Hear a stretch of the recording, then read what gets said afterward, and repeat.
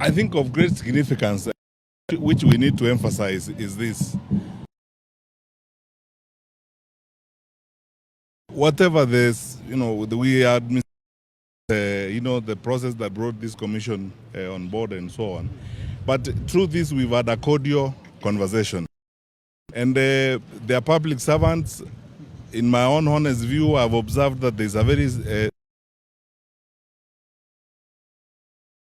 and for the first time, we have agreed today, there are several lawyers who are here, we have institutionalized our interaction with them.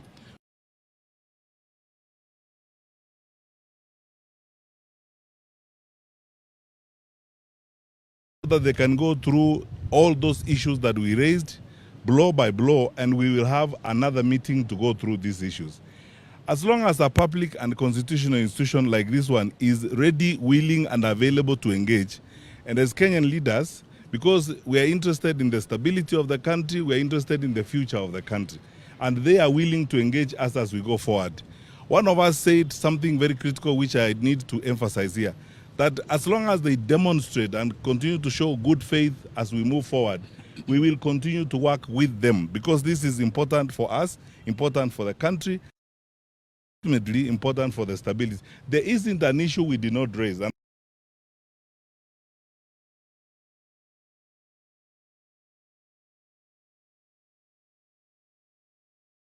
Out with the press, because we are dealing with public issues. These are not private matters. That document will be available and will avail it to the public of all the issues that we raised: procurement, security, management of the by-elections, the ecosystem within which we are now preparing for elections. And they have promised us also that they are preparing a national conference on elections 2027. And we said, fair enough, if they are going to be open and engage clearly on these issues, we also have a citizenship responsibility. We are pointing out these issues, but we have a citizenship responsibility to do our bit to ensure that we contribute and work with them to deliver a credible election, and an election that will guarantee our country's stability, because that is what we are looking forward to. I think that's all we can say at the moment, unless my colleague Eugene wants to say one thing. We have had a very good engagement, and very solid promise that they'll engage with us and they'll look at the issues, and we have told them we'll continue engaging as long as there's good faith. And we have asked them in the coming by-elections to address the issues of goonism and insecurity that was witnessed in the last by-elections. This will enable us to confirm that they have good faith. They have agreed that there were issues where goons took over polling stations, where cabinet secretaries took over polling stations and altered results. We have raised all those issues. But we'll see. With the coming by-elections, we'll be able to see whether there is demonstrable good faith. And if that happens, then we'll continue engaging.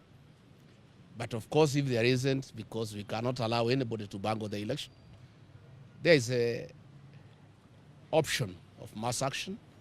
We hope we will not get there. And we have told the commissioners on behalf of the people of Kenya, it's very emotive, and they need to prepare adequately, and they need to gain the confidence of the people of Kenya that they will deliver a credible election. Because if the people of Kenya feel it will not be a credible election, temperatures could rise and we could have a challenge that we don't wish to witness. So let's see. I think let's give them the benefit of doubt. They have really said they are happy that we came. They say the issues we raised are real, they are pertinent.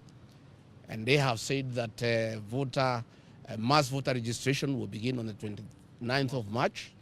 We have told them we don't think that is enough time. They need to do it for 2 months or 3. They have said they will start with 1 month, which is good. And we take this opportunity to ask the Gen Zs, because the registration has been going on at the constituency headquarters, and most of our young people have financial challenges.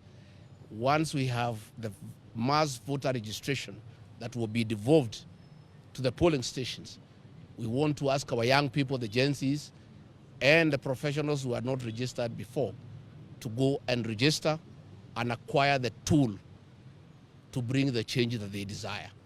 We want to remind our young people, they have done a lot on the smartphone to tell the people of Kenya we need change.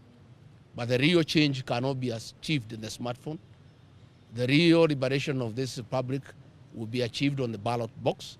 And the tool of that change is the ID and the ballot. So we want to ask our young people, once the mass voter registration is rolled out on the 29th of March, let them come out and register as voters so that they can participate in the next general election and be participants in deciding how they want their country to be governed. Thank you. Thank you very much. We made a courtesy call on the Independent Electoral Commission as a united opposition. And we have raised a number of issues.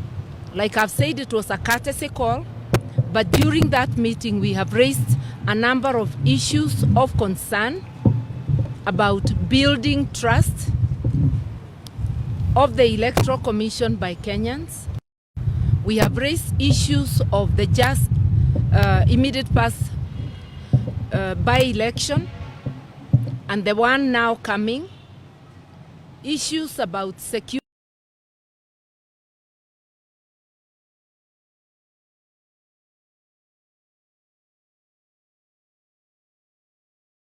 continuing with the engagement so that those we are raising can be attended. We did raise the issue that we were not happy with the process that gave birth to the commission. But now that they are in office, they are there to serve all of us as Kenyans. We are all as Kenyans interested in the well-being of this country, and it is in that spirit we raised issues so that they can be looked into and we can end up having free and fair elections. Let me end there, and one of my colleagues can highlight the issues. Well, we were very candid. As Mother said, we were not happy with the process and the outcome. We started by telling them the perception out there is that this is a William Ruto commission, and we gave them the opportunity to prove us wrong. Not us, the whole country. So we were able to raise issues. We have said it openly, that we are very unhappy with the procurement process of the KIMS kits, the discredited Smartmatic organization, discredited worldwide. As you all know by now, the Carmagos and others, and what has happened in Venezuela recently. So they have to give us demonstrable outcomes. So we've agreed we are going to work together and have some technical teams working together in a very transparent, open manner. We reminded them, some of us are seasoned, will come out again here on behalf of the country and Kenyans if they do not deliver on what we have agreed. But we have decided to give them a chance, an opportunity. We clearly are very unhappy with the CEO. We made it clear to them. Let us see what they are going to do. I think just to add that many Kenyans are very concerned that we're entering an election year. We've just had by-elections that had a lot of issues.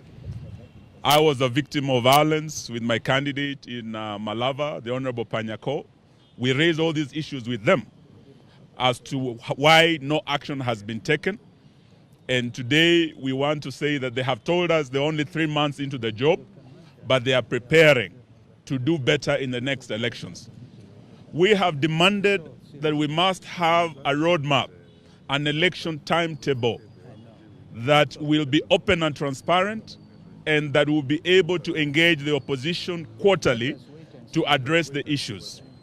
And as we say this, we are also, as the Honorable Kalonzo said, concerned about the technology, particularly the Venezuelan technology that is discredited through a whistleblower who raised the issues in America. This same technology was used recently in Uganda.